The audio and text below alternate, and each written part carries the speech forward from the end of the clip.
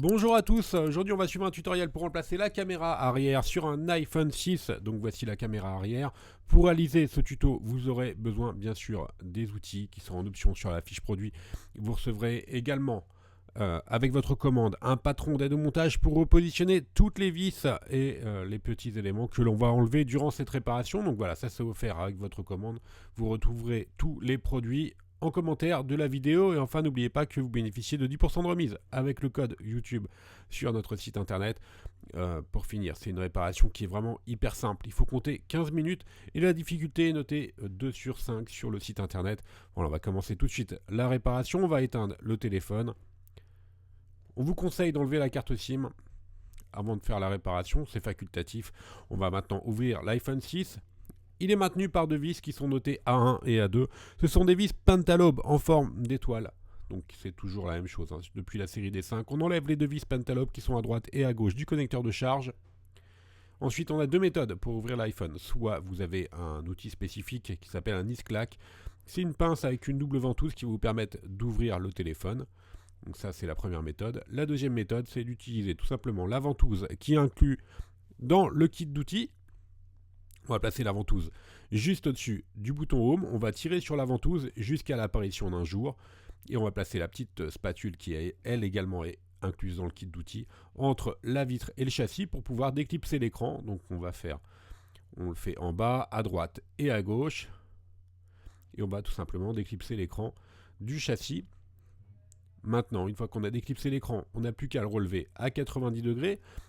Attention, on le relève par le bas vers le bouton Home. Et là, l'écran est toujours maintenu par les nappes. Et les nappes, elles sont protégées par une plaquette qui les maintient. Donc on va dévisser la plaquette métallique qui est notée dièse 1 sur le patron d'aide au montage.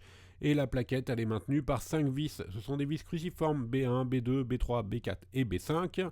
Alors attention surtout à ne pas les intervertir. Elles ne font pas la même taille. Et juste en dessous, il y a la carte mère. Donc voilà, il faut vraiment faire attention à bien les repositionner sur le patron. On enlève maintenant la plaquette notée dièse 1. On va maintenant déconnecter les nappes de l'écran. Il y en a 4. La nappe du bouton Home, la nappe de la caméra avant, qui fait également les capteurs de luminosité proximité, la nappe du tactile, et enfin la nappe du LCD. Il y a 2 qui sont apparentes et 2 autres qui sont en dessous. Voilà pour la dernière. Et là, juste en dessous des nappes, on va avoir un accès direct à la caméra arrière, qui est elle-même maintenue par un cache. Donc on va enlever le cache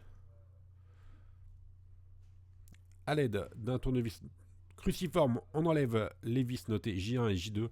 Alors vous inquiétez pas, sur le tutoriel il n'y avait pas la batterie, mais c'est juste un montage vidéo.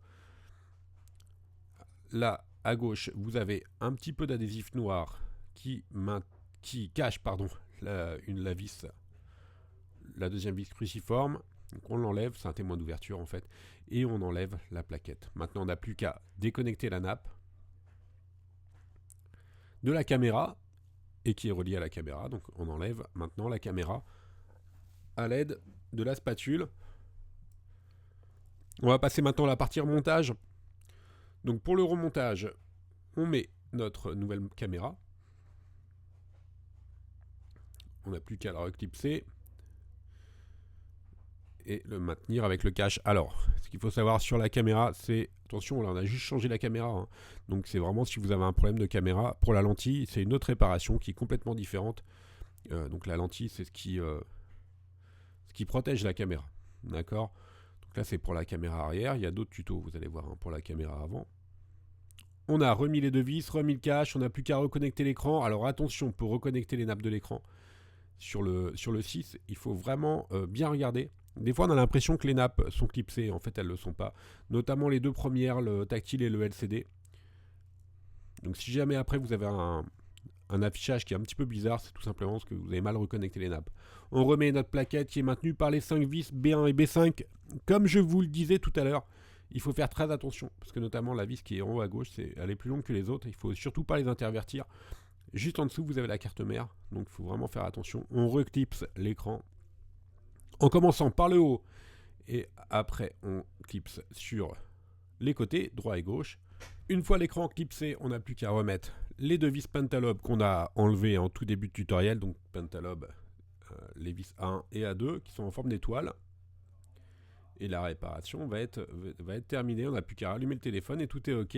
Voilà, je vous remercie d'avoir suivi ce tutoriel. N'oubliez pas que vous bénéficiez de 10% de remise avec le code YouTube sur les pièces détachées et les outils sur notre site internet www.brico-phone.com. Enfin, pour finir, si vous avez un affichage comme celui-ci, c'est tout simplement parce que vous avez mal reclipsé vos nappes ou elles sont légèrement tordues. Donc vous vérifiez votre montage et vous reclipsez les nappes et tout va être ok. Merci à tous d'avoir suivi ce tutoriel. N'hésitez pas à nous contacter sur notre site par mail, par chat ou encore par téléphone. Merci à tous.